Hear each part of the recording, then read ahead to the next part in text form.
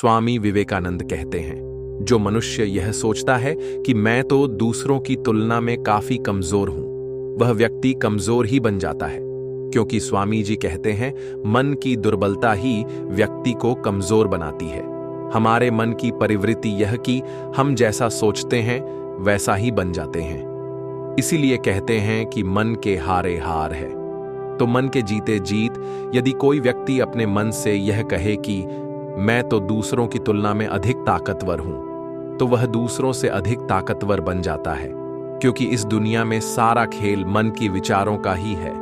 बुरे विचार अपने मन में अपनाने से मनुष्य कमजोर बन जाता है, वही एक अच्छे विचार मात्र से वह बलवान बन जाता है। इसलिए विवेकानंद कहते हैं, आपको खुद से लड़ना है, अपनी अंदर की उस भावना पर काबू पाना है, न कि बाहरी संसार में शांति ढूंढना है। ये सभी आपके मन के अंदर ही मौजूद है।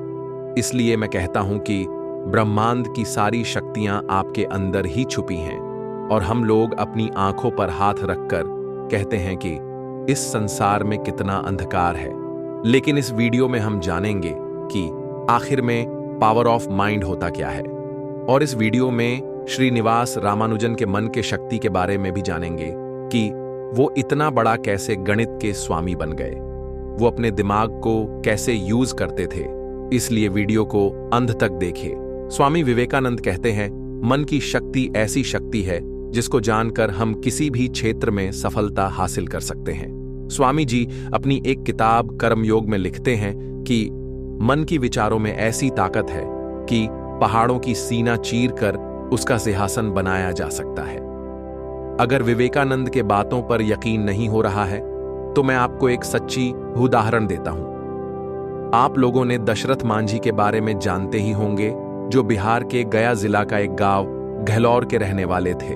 उन्होंने पूरे पहाड़ को सिर्फ छेनी हथौड़ी से काटकर पहाड़ के बीच में से रास्ता बना दिए हैं। अगर आप लोग बिहार आए तो एक बार इस रास्ता को देखने जरूर जाएगा, क्योंकि तब मालूम चलेगा कि मन की ताकत में कितनी सख्ती होती है। स्वामी विवेकानंद कहते हैं, मन दो प्रकार के होते हैं, चेतन मन और अवचेतन मन। स्वामी जी के अनुसार चेतन मन वह मन है जिससे हम जागरूक होकर सोचते हैं, वही अवचेतन मन वह मन है जिसमें हम अनजाने में सोचते हैं। चेतना ही हमारे मन की विचारों और कार्यों को नियंत्रित करता है, लेकिन अवचेतन मन हमारे जीवन पर बहुत अधिक प्रभाव डालता है।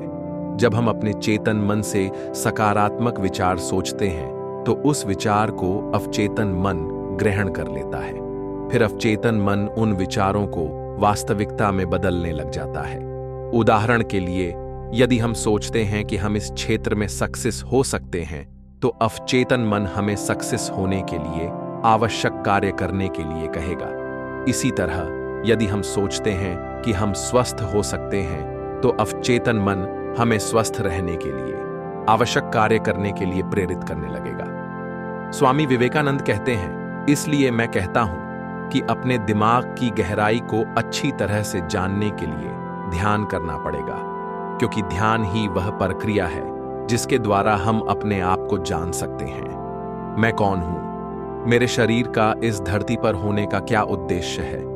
एक बात पर ध्यान देना है, ध्यान को करने से पहले आपको एक अच्छा जानकार व्यक्ति जो ध्यान करना जानता हो उसके सानिध्य में करे तो अच्छा रहेगा, क्योंकि ध्यान की अवस्था को गहराई से समझने के लिए यह बहुत आवश्यक है। स्वामी विवेकानंद कहते हैं, जो व्यक्ति अपना जीवन से निराश हो गए हैं, उसे अपने आप को अंदर से खोज करनी है, एक यात्रा करनी होगी। खोजना है उस हिस्से को जो अभी भी आपके अंदर पहले की तरह ही जीवित है, उत्साहित है, ऊर्जावान है। आपके जीवन में कितना ही कठिनाई क्यों ना आ जाए, बस आपको अपने अंतर मन से कहना है, सब ठीक है। स्वामी जी कहते हैं, जब आप ऐसा करेंगे तो आपका सारी कठिनाइयां धीरे धीरे दूर हो जाएंगी। मैं खुद इसका साक्षी हूं। एक बार मेरी तबीयत बहुत खराब हो गई थी। मेरे शिष्य को चिंता सताने लगी थी कि स्वामी जी का अब क्या होगा, लेकिन मैंने अपने मन की उस ब्रह्मांडीय शक्ति के द्वारा उस पीड़ा भरी दर्द से राहत पा ली थी। ऐसा कोई भी कर सकता है, क्योंकि यह शक्ति सभी के अंतर्मन में मौजूद है। जो इंसान आज के समय में हार मान चुका है, बिल्कुल निराश है, पूरी तरह से उम्मीद खो चुका है, उसे अपने मन से कहना पड़ेगा कि देख लेना, मैं खुश होकर जीऊंगा, जो होगा देख लूंगा, मुझे इस दुनिया से कोई फर्क नहीं पड़ता। स्वामी विवेकानंद कहते हैं, जो व्यक्ति खुद को इस दुनिया से ऊपर समझता है, जिसको अपने जीवित होने का अहंकार है, वह सच्चे कर्म योगी होते हैं। तुम्हारे अंदर वो सभी शक्तियां शामिल है जो तुमसे चीख चीख कर कह रहा है कि अरे छोड़ भाई, देख लेंगे जो होगा, चिंता मत कर, अब भी बहुत कुछ है, कर्म करने को हम सब संभाल लेंगे। लेकिन विवेकानंद कहते हैं, आप लोग उस अंतर्मन की आवाज को, उसको अपने अंदर कहीं खो दिया है।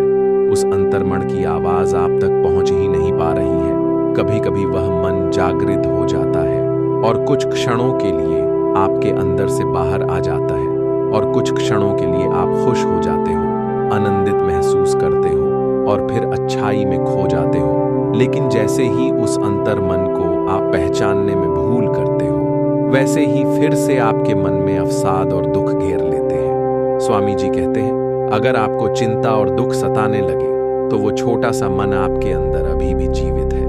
अपना सारा ध्यान उसी पर लाप यह सोचो कि वो भी मैं ही हूं, जो चीख चीख कर कह रहा है कि अभी हमें जीना है, इस पिंजरे से बाहर निकलना है, उसको बाहर लाना है, आपको अपने उस अच्छे हिस्से का एहसास करना है। दोस्तों, ये सिर्फ एक विवेकानंद कहते हैं, इस नींद से जागो, अपने अंदर की ऊर्जा को जगाओ। सुबह का समय बहुत कठिन होगा, आप कहेंगे क्यों उठूं, क्यों जागूं, क्या रखा है इस जीवन में, सब कुछ तो खराब है, इस जीव तो अंधकार ही नजर आ रहा है। लेकिन आपको ऐसा नहीं करना है। ऐसा करने से पहले आप वो छोटी सी अंतर्मन की आवाज को सुन लेना है, जो तुमसे हमेशा कह रहा है कि मैं तुमको टूटने नहीं दूंगा। इसलिए मैं कहता हूं कि उठो जागो, जब तक न रुको, जब तक कि लक्ष्य की प्राप्ति न हो जाए।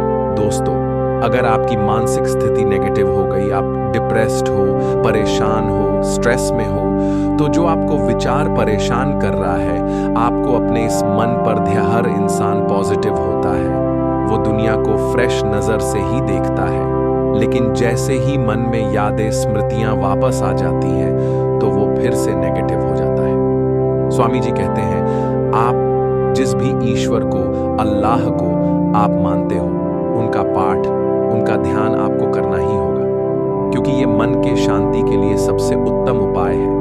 और एक बात आपको 10 मिनट लिखना है अपने उस दिन के विचारों के बारे में, जो आपको 2 मिनट ईश्वर को धन्यवाद देना, अपना जीवन की सहूलियत के लिए और अच्छाइयों के लिए। स्वामी जी कहते हैं, आपको प्रकृति से प्रेम करना ही पड़ेगा, क्योंकि प्रकृति ही ईश्वर का स्वरूप है। शांति मन से प्रकृति को देखना है और उससे कहना कि अपने इस बालक को इतना दुख क्यों दे रही हो, मुझे कोई मार्ग दिखाए। एक उदाहरण के तौर पर समझाता हूं। एक बार श्री रामानुजम को गणित के बहुत बड़े विद्वान मिस्टर हार्डी ने मिलने के लिए इंग्लैंड बुलाए, और रामानुजम मिस्टर हार्डी से मिलने चले गए। कुछ दिन वहां रहे, जहां वो रह रहे थे उस कॉलेज के बगल में एक छोटी सी जंगल जैसे झाड़ियां थीं। सुबह सुबह रामानुजम इन सब जंगली पेड़ों से बात कर रहे थे। सुबह का समय था और कॉलेज चालू था। कॉलेज आने जाने वाले लड़कों ने रामानुजम को पेड़ों से बात करते हुए देखकर उनका मजाक उड़ाने लगे। लेकिन उसमें से एक जिज्ञासु लड़का ने रामानुजम के पास आकर बोले, आप ऐसा किस लिए कर रहे हैं? क्या ये पौधा आपकी बातों को सुन रहा? क्योंकि सृष्टि को बनाने वाली प्रकृति ही है। इस प्रकृति में सभी ब्रह्मांड की चेतना मौजूद है, जिसको हम अपनी अंतर्मन से देख सकते हैं। विवेकानंद कहते हैं, साकार रूप का ध्यान करो और निराकार रूप से एक होने की कोशिश करो। मस्त होकर ईश्वर से बोल दो, अब आप पर सब कुछ सौंप दिया है। मेरे जीवन का जो कुछ भी आप ही का है और आप ही का रहेगा। आप देख लेना, मैं फिलहाल के लिए आपकी उंगली पकड़कर ही चलता रहूंगा। मेरा आपके सिवा कौन है? इस दुनिया में कोई अपना नहीं है, सिर्फ आप अपने हो। मैं आपकी गोद में चैन से सोने जा रहा हूं। हे ईश्वर, हे प्रभु, अब सब कुछ, हर विषय मृत है। अच्छे नजारों का सोचो जो तुम्हें पसंद है। समुद्र पसंद है, समुद्र को देखो। प्रकृति को देखो। पहाड़ पसंद है, पहाड़ों को देखो। खो जाओ उन नजारों में। वीडियो कैसे लगी कमेंट जरूर के।